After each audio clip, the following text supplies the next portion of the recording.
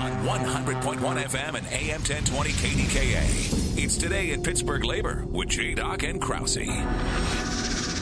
Talk, listen, and speak to the region's most influential leaders. This is Today in Pittsburgh Labor with J. Doc and Krause. Welcome into another edition of Today in Pittsburgh Labor with J. Doc and Krause. Today is Sunday, April 30th.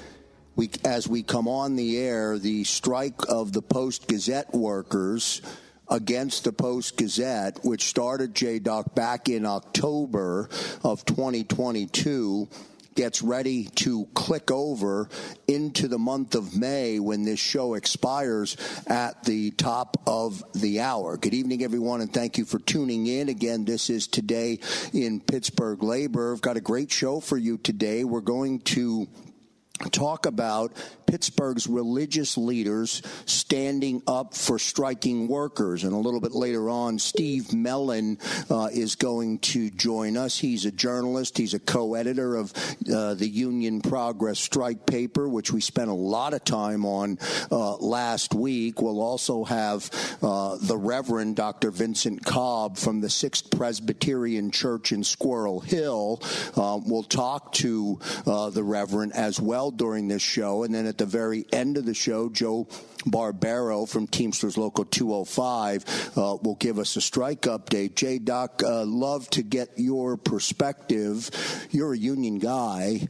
You've been around the union community since you were born. You'll be able to put a perspective on what the striking workers are going through. And just to remind the listening audience a little bit, the last contract, in effect, goes back to 2017. And then, of course, the walkout started back in October of 2022. J-Doc, how are you, sir? I'm great, Joe, and it's great to weigh in on this because, to me, obviously we're bringing our religious leaders in, and the striking workers are still at it and still passionate about, obviously fairness. And the word is solidarity, okay? Solidarity, people sticking together for the greater cause, okay? Also, we talk, this is, in my opinion, the ultimate corporate greed. A city like Pittsburgh deserves a quality newspaper with great writers, with a great team, a great sales team, and what's going on right now is you have individuals, ownership wanting to break the union, to break wages. And what I really admire about the workers here is the fact that they're sticking together. They're doing it, yes, for them, for their own, wages and standards and obviously so they could make a living, but they also know that it's for the future workers also. And, at the end of the day, what are they going through? There's, to me, when you and I have spoken to them, I've never heard them more passionate. However, it's a scary thing. Okay. And you're taking it on the chin and, you're out not getting paid, not making a living. But you're still passionate. They're also doing it for the city of Pittsburgh because they know the city of Pittsburgh deserves a quality newspaper, okay, news publication. And at the end of the day, if they cave, they know that, they know the future doesn't look good, number one, okay? There will be no fair wages and standards. And at the same time, for future workers, okay, in order to have a career, okay, the difference between being in the union and not being in the union is the difference between having a career or a job. And they know what's on the line. And at the end of the day, especially in the newspaper business, if they know if there's no wages and standards, if there's, no quality of life, for a worker or a writer, or it's a creative industry. And at the end of the day, it says a lot, the fact that there will not be a quality newspaper there, because if they don't stand up for it, they'll never be able to get quality people to work at that newspaper. And to me, that's the biggest devastation of all. We'll get an update at the end of the broadcast. Again, Joe Barbero will join us. He'll weigh in here as we broadcast to you on KDKA. And we, of course, thank everybody for tuning in, listening in, and being part of the show. J-Doc, one last minute before we get to the break. And this is probably a tough question to answer in 60 seconds. So maybe I'll give you 90 just so you can try and get through it. But how challenging, how tough is it to hang in there? It's one thing to be able to stand in unison. It's another to be able to get there and do it on a daily basis. And the clock keeps ticking. Well, and you're dealing with corporate entity that you're talking about. The rich taken out last year, and it's got to be scary. I would ask the people of Pittsburgh to unite together with the workers to understand that you deserve a quality publication, okay, and show solidarity. Send letters, emails to ownership, and let your voices be heard in solidarity with. Obviously, our religious leaders are jumping in here, and with the workers, because. The quality of journalism in the city of Pittsburgh is what is on the line. And so I think, yes, the people are scared, no question. They deserve much better. This is a classic union-breaking situation. But they're not just talking about a union here. They're talking about the quality of the people at the paper and the future quality of that organization. And, so I would reach out to the people and say, please support these workers. They deserve it. Today in Pittsburgh Labor with J-Doc and Krause. We'll get to a commercial break. On the other side, Steve Mellon will join us, co-editor, Union Progress. We'll talk to Steve as we broadcast to you on KDKA. Back in a moment. We are going on strike because of unfair labor practices, where the company literally canceled the health care. Being a mom on strike and being a single mom on strike to 2 young kids, it's very nerve-wracking, a little bit stressful. I'm doing my best to look at it as everything will work out, and I gotta just trust the situation, but it's very nerve-wracking. I'm a mailer in the mailroom, been an employee here for 28 years. I'm a third-generation employee. Between my grandpa, my dad, and me, we have close to, if not more than 100 years of loyal employment with this company. You can call the Post-Gazette and tell them you do not want to have a paper delivered. You do not want a paper delivered until this labor dispute is finalized and settled.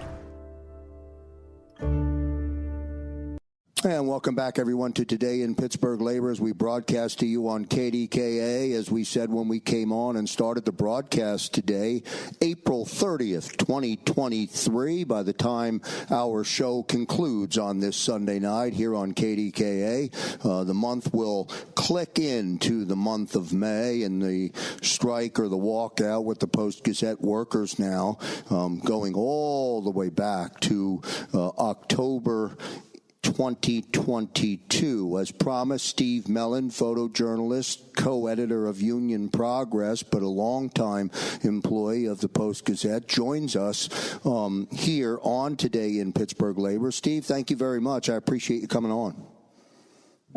Thanks, Joe. I appreciate being here. I appreciate the good work you've been doing here. Spent a lot of time on the show last week making the big audience here on KDKA familiar with Union Progress, the paper that's being published by the striking workers from the Post-Gazette.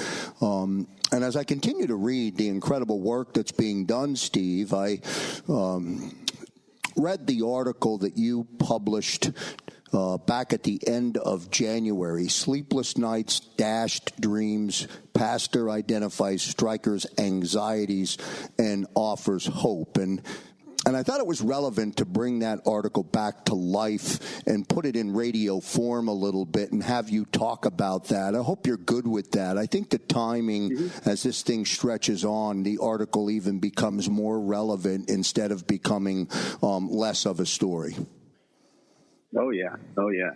Yeah, I agree.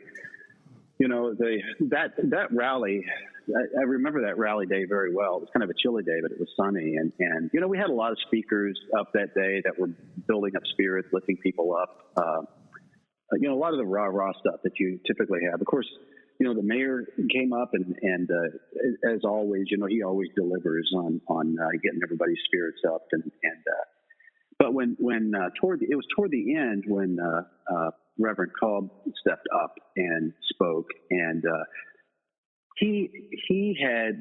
I'd spoken to him the night before, and he kind of asked me where we were at. I said, well, look, it's been just 100 days, and that initial enthusiasm that everybody felt when we first walked out, we were all fired up. We were taking a stand. We felt we were standing up for ourselves and for our colleagues, our coworkers, for future generations of journalists, and that all felt really good. But that emotional high, that dissipates. We for the first several weeks there was a lot of work to do with Health and Welfare Committee. I'm co-chair of the Health and Welfare Committee. We were setting up a strike fund and getting people signed up for unemployment. We were making sure everybody had health care of some form.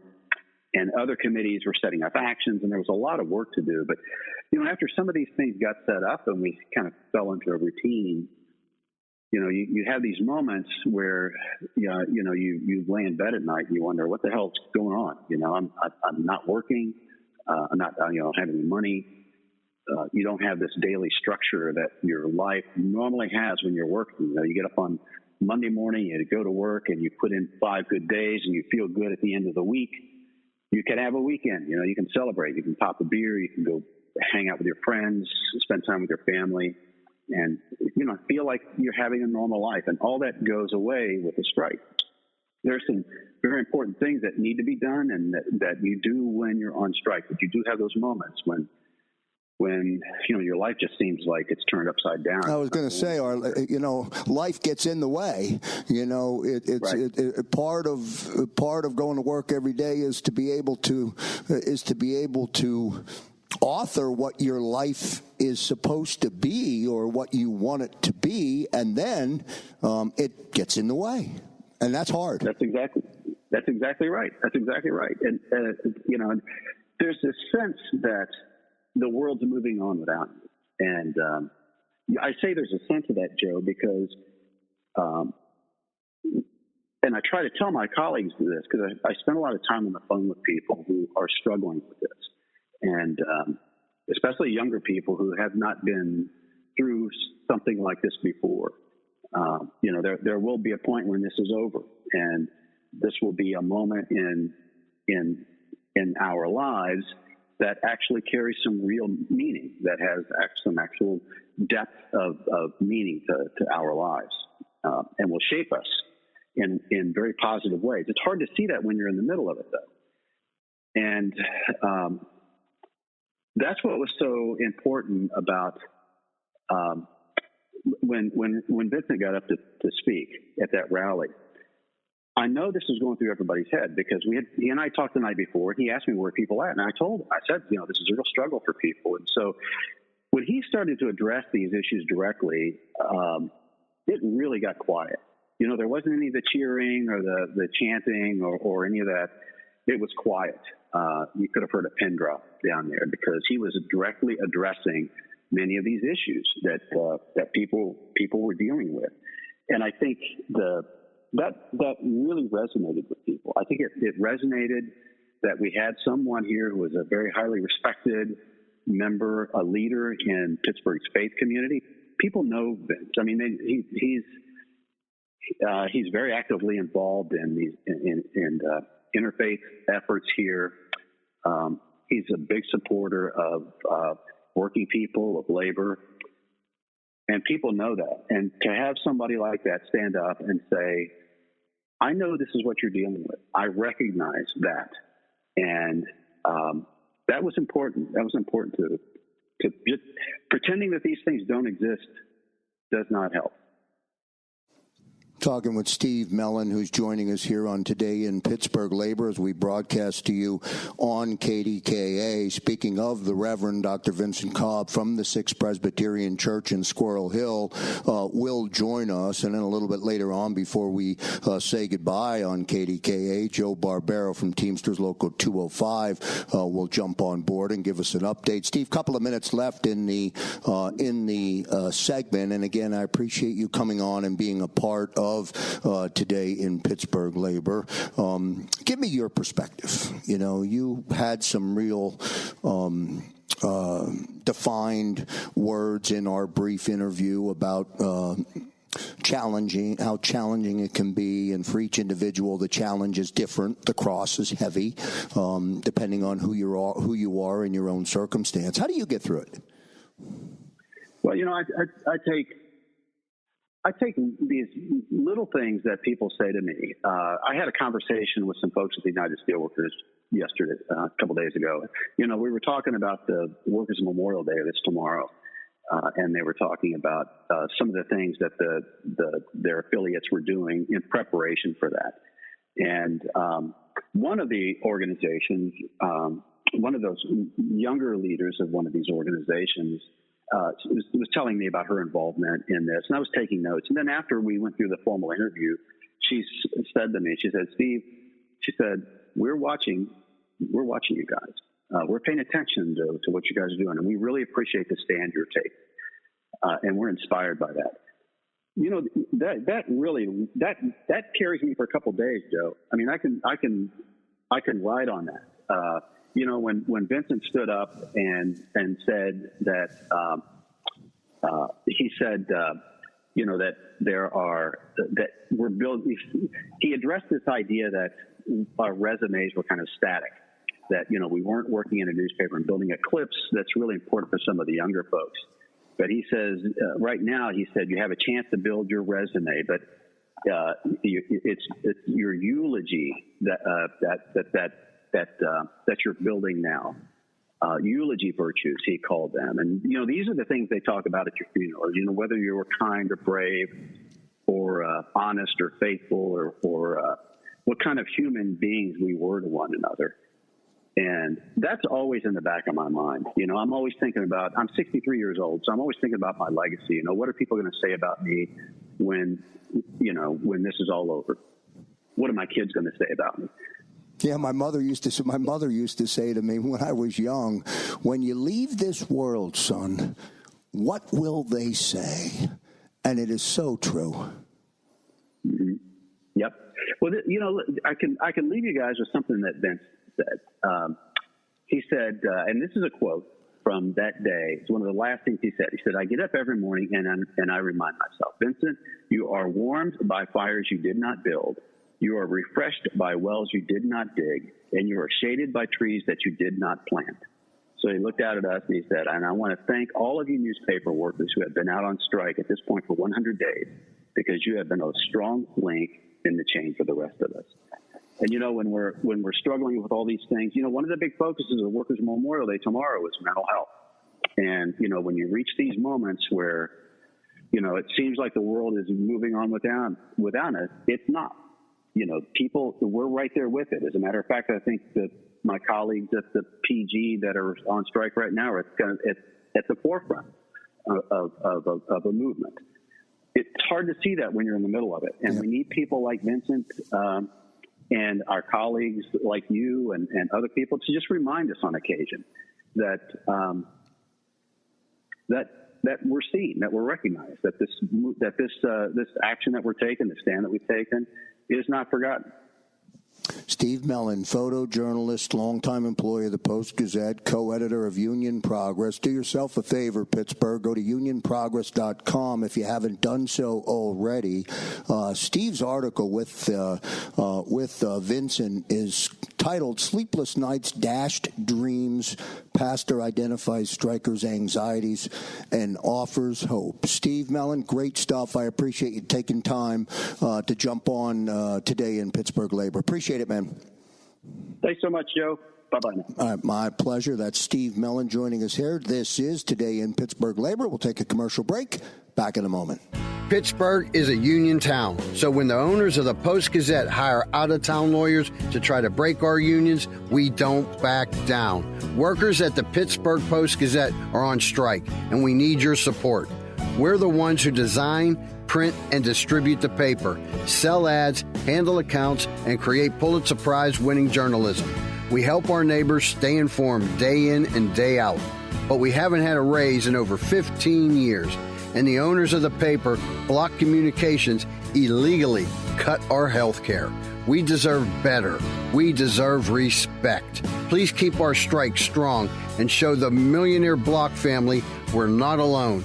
If you subscribe to the paper, cancel your subscription. If you read stories online, don't visit the site until the strike is resolved.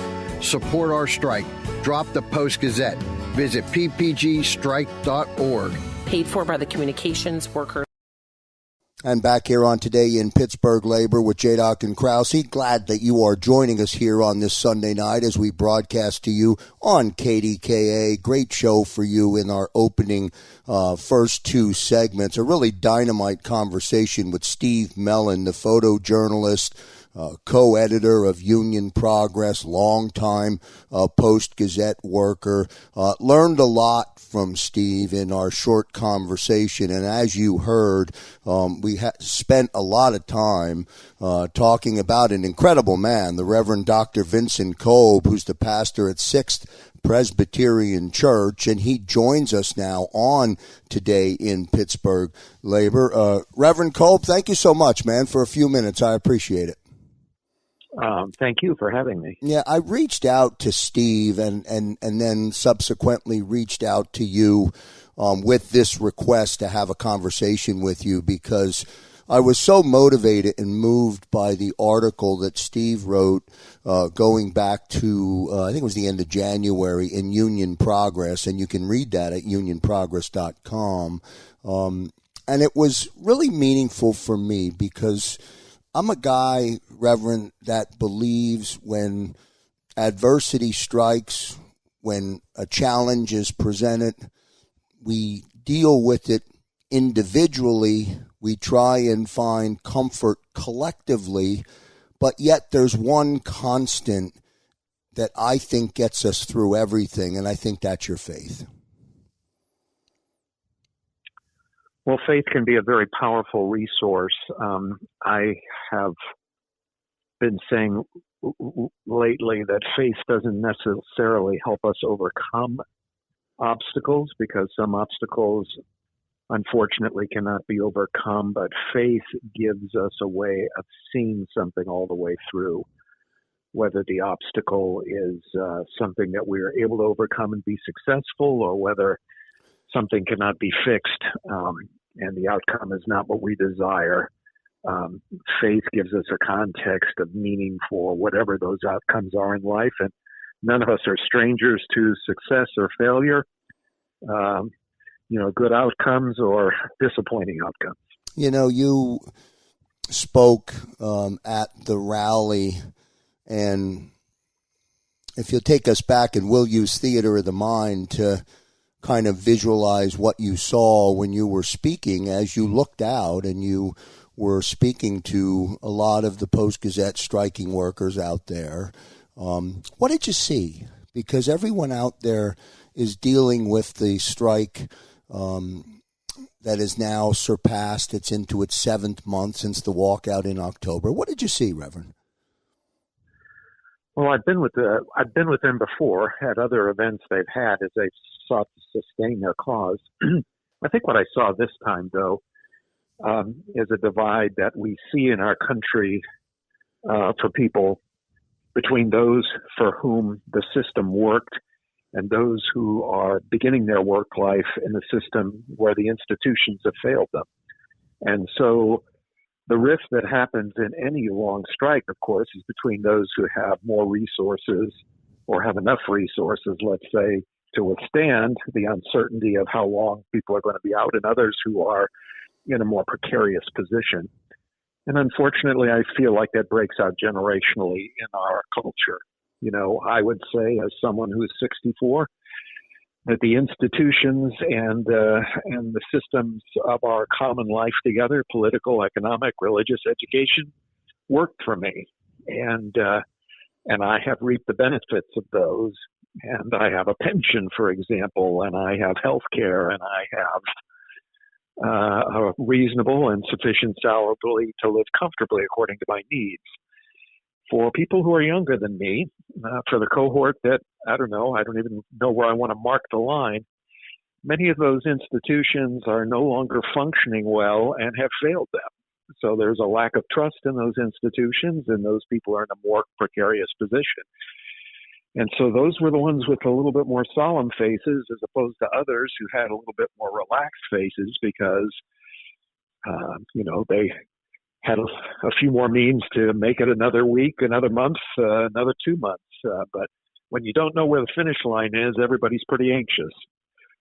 And given the fact that I had been a union worker young in my life and had been on strike, what I tried to do is tap in to all of those feelings that I felt about what a precarious position that is for them as workers and what a precarious position it is for workers across the country. There is the balance of power between management and workers in our country now is woefully out of balance. And so and yet at the same time, we have the lowest membership in unions that we've had in decades. And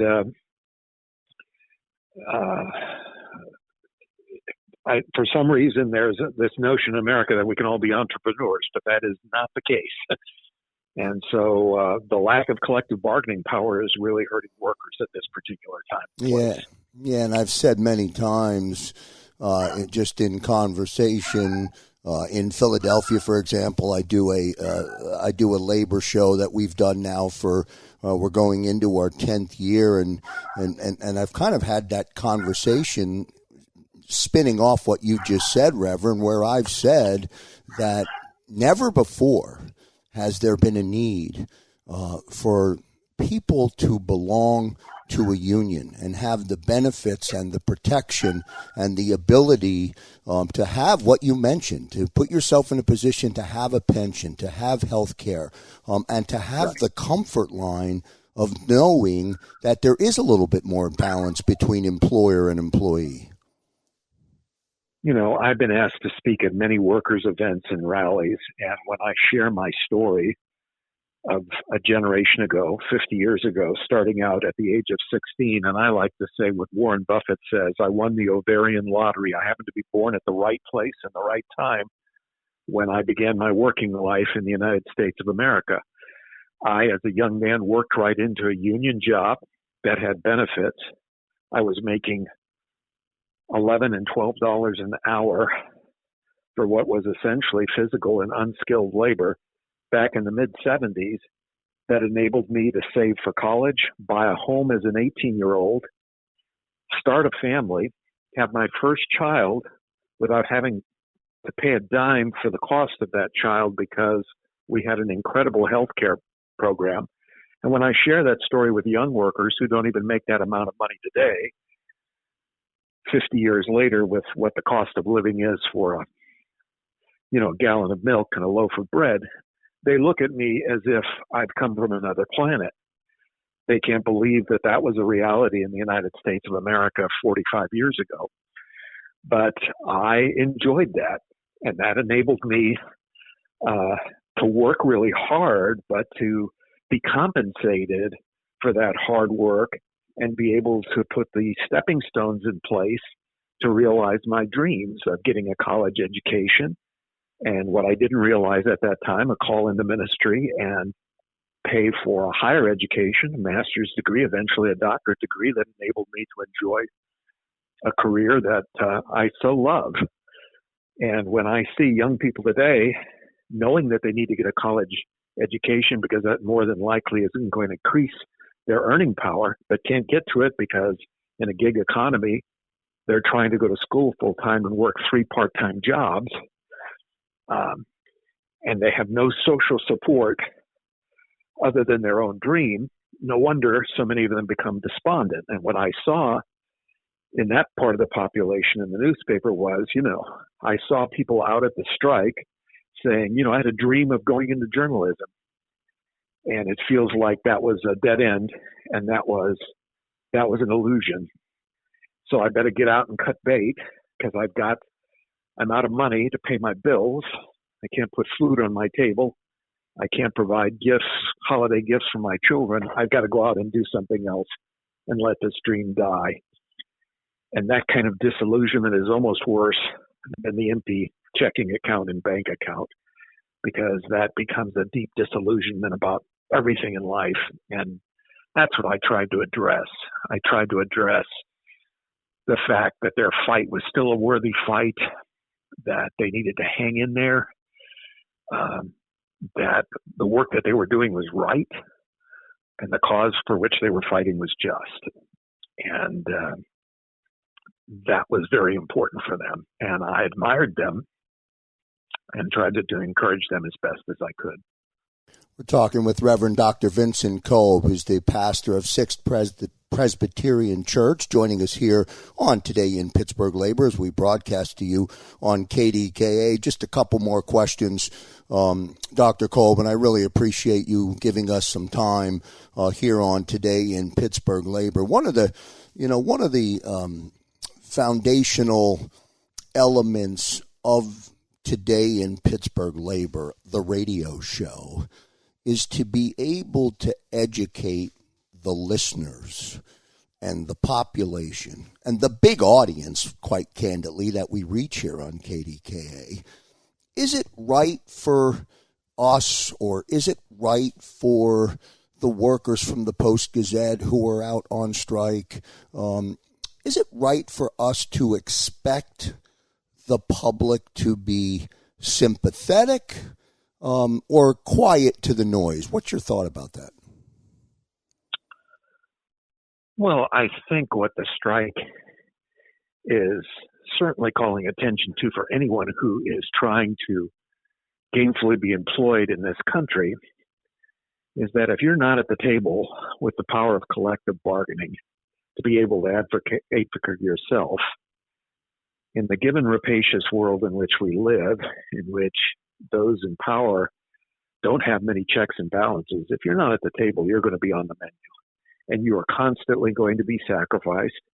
You are not going to be seen as an asset by the company that's hired you. You're just going to be seen as a line item in your budget that could be reduced. And I hope that it is drawing attention to the fact, for any other worker in any other field, is that I'm not as invulnerable as I might think I am.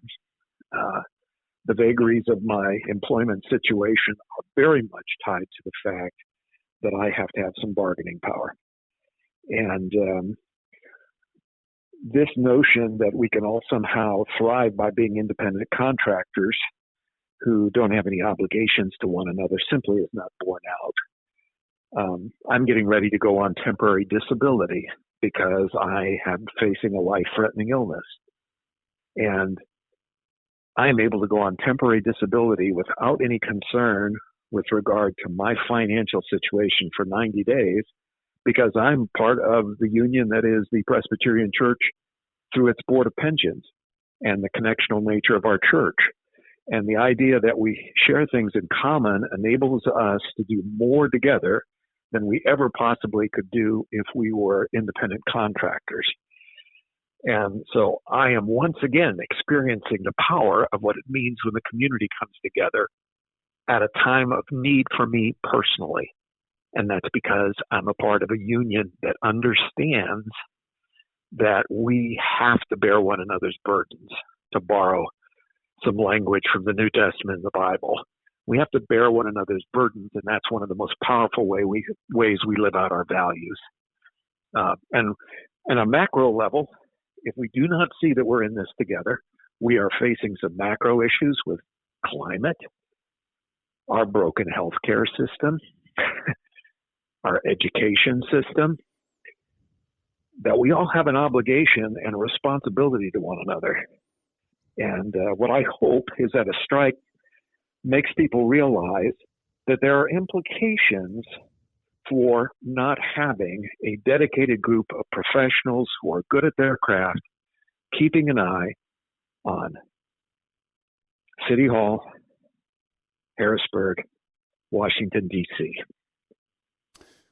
If we do not have, and we have seen a decimation in media, particularly local media, which means there's nobody watching what people are doing with our public money and what they are doing in public policy. And that is not good in a democracy. It has big implications for power to go unchecked, for greed to go unchecked. And so I hope that this worthy cause is drawing attention to this desperate need for us to have a supported group of journalists who are telling us the truth about what's going on in places that we have a right to know what is going on.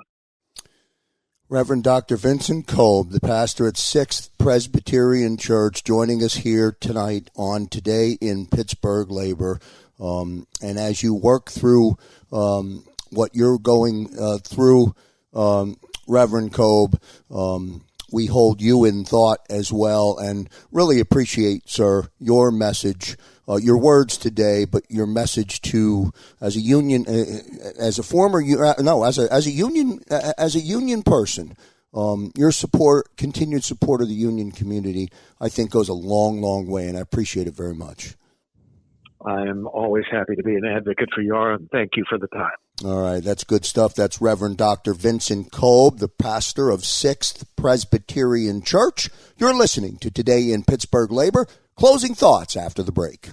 And welcome back, everyone, to Today in Pittsburgh Labor with J-Doc and Krause as we broadcast to you on KDKA. Great stuff and a great conversation from the Reverend Dr. Vincent Kolb, who joined us in our last segment. I hope you had a chance to listen in on that interview. Great interview. You can always listen to the podcast here on KDKA, or you can go to unionprogress.com. Before we say good night and goodbye for this edition of Today in Pittsburgh Labor, I do want to close out the show by reminding everyone that Friday, this past Friday, April 28th, was Workers' Memorial Day. It's a day when everyone around Pittsburgh, around the world, they pause, they recognize, they remember, and they honor all of the workers who have paid the ultimate price, suffering, dying, or becoming disabled as a result of work injuries and illnesses related to their jobs. So we close this show in an untraditional way on Today in Pittsburgh Labor, not one that you'll hear very often in radio. We'll pause for a brief moment of silence in honor of Workers' Memorial Day, Friday, April 28th. See you next time, everybody.